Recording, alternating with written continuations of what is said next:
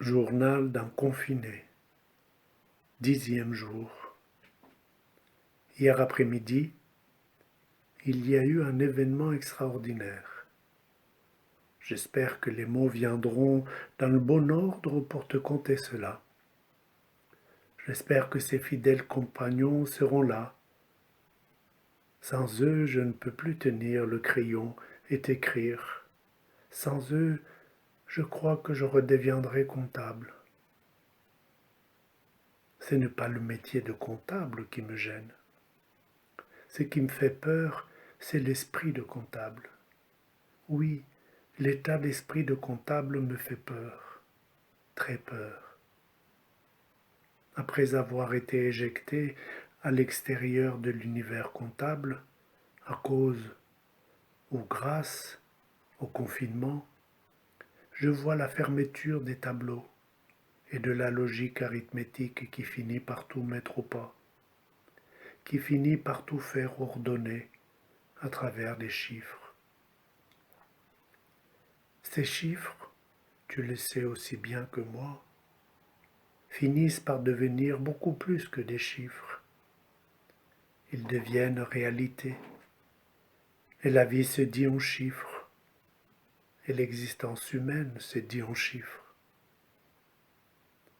Les sentiments, les gestes, le mouvement, les arbres, les nuages, l'amitié, la naissance et la mort se disent en chiffres.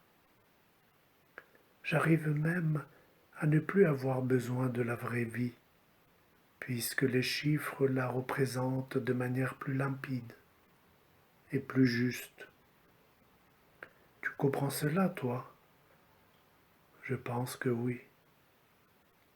Mais j'ai peur, en écrivant cela, que tu me juges, que tu penses des choses désagréables me concernant, que tu penses même que je suis devenu un monstre, que je suis devenu quelque chose de pas humain.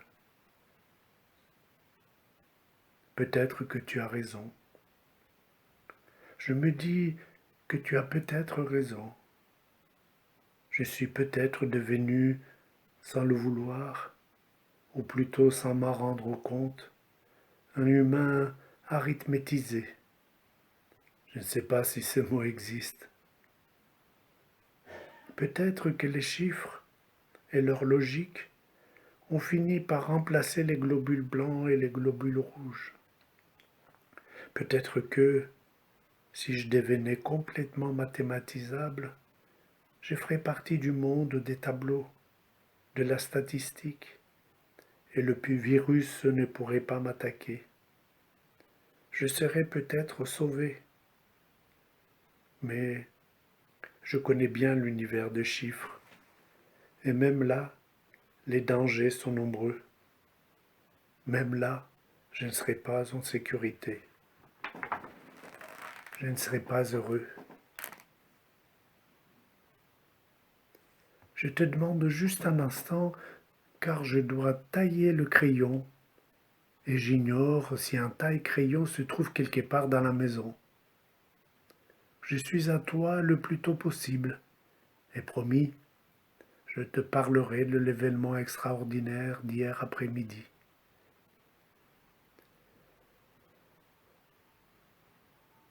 Dans l'après-midi d'hier, alors que le soleil continuait sa route vers l'ouest, alors qu'il s'approchait du Vercors, j'ai décidé de sortir.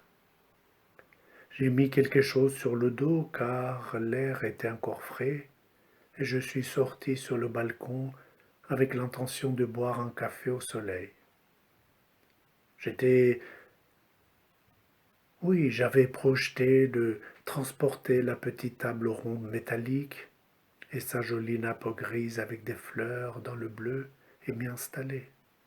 Mais dès le premier pas à l'extérieur, dès le premier pas sur le balcon, je me suis retrouvé nez à nez avec la voisine que je n'avais jamais vraiment vue auparavant. Nous nous sommes regardés un moment. J'ai trouvé que c'était un long moment. un très long moment. Et puis, au comble de l'inconfort, elle m'a fait un signe de salut de la main. Et là, je ne sais pas ce qu'il m'a pris, c'est le confinement peut-être. J'ai répondu à son salut en bougeant ma main, comme un automate, de gauche à droite et de droite à gauche. Nous étions si proches, je dirais à moins de 20 mètres. Une bouffée de chaleur me montait jusqu'à la tête.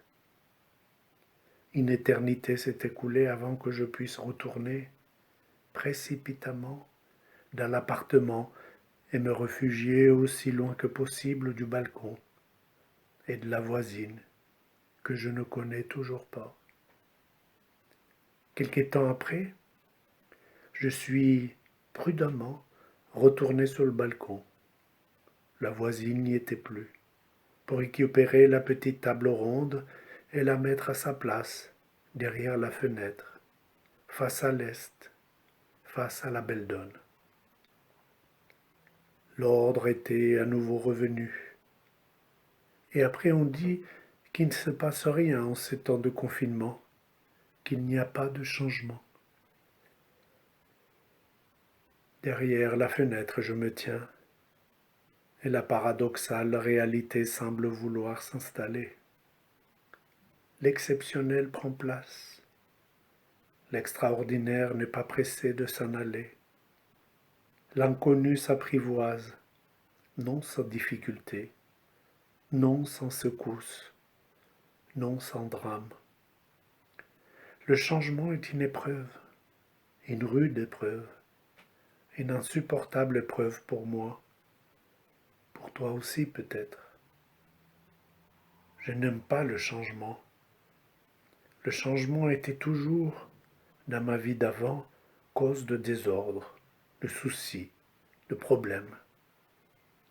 Le changement était pour moi un échec, une défaillance de la capacité à programmer, à planifier, à maîtriser. Le changement était la preuve d'une faiblesse. Cela me mettait en colère, une colère noire, une colère sourde, souterraine. J'en voulais aux autres de ne pas avoir pu empêcher le changement d'advenir. Mais surtout, je m'en voulais terriblement. Un changement de date, un changement d'horaire d'un rendez-vous, un retard du train, de l'avion ou d'une livraison, mon fromage préféré qui n'était plus disponible, un ralentissement de la connexion qui m'empêchait de travailler, un collègue malade et ses dossiers qu'il fallait que je traite à sa place. Le changement était partout.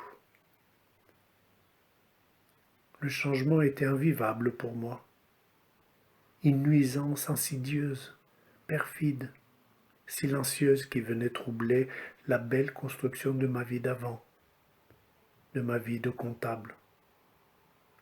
Quand le changement arrive, tu n'as plus la main, tu n'as plus la maîtrise. Durant un temps plus ou moins long, c'est le chaos, la débandade, la panique. Mais, bien entendu, avec beaucoup d'efforts et d'énergie, le maître finit, presque toujours, d'une manière ou d'une autre, par imposer sa loi. Et tout redevient comme avant. Est-ce que tu as bien entendu la dernière phrase? Elle est capitale. Et tout redevient comme avant. Nous sommes là au cœur de ce dont il s'agit. Là se trouve l'épicentre du danger du changement. Le changement suspend, durant un temps plus ou moins long, le déroulement habituel d'une situation. Le changement, par cette suspension, met en danger le déploiement prévu, planifié, souhaité d'une activité, d'un projet ou d'un moment de vie.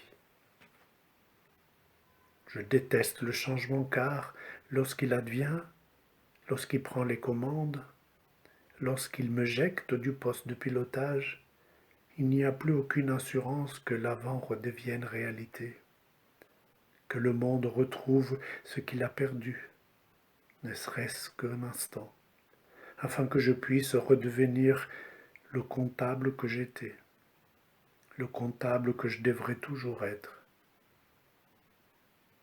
Derrière la fenêtre, je me tiens, et ce que je vois est plus que du changement. C'est un changement que ne trouve pas répertorié dans les livres d'histoire. C'est un changement monde, un changement univers qui ne laisse rien sur place. Il déplace tout, rend étranges les choses les plus familières, rend quotidien des scénarios de science-fiction, arrache des croyances fondatrices de notre monde et surtout, met à mal l'assurance qu'un jour prochain, tout deviendra comme avant, qu'un jour prochain, je redeviendrai comptable.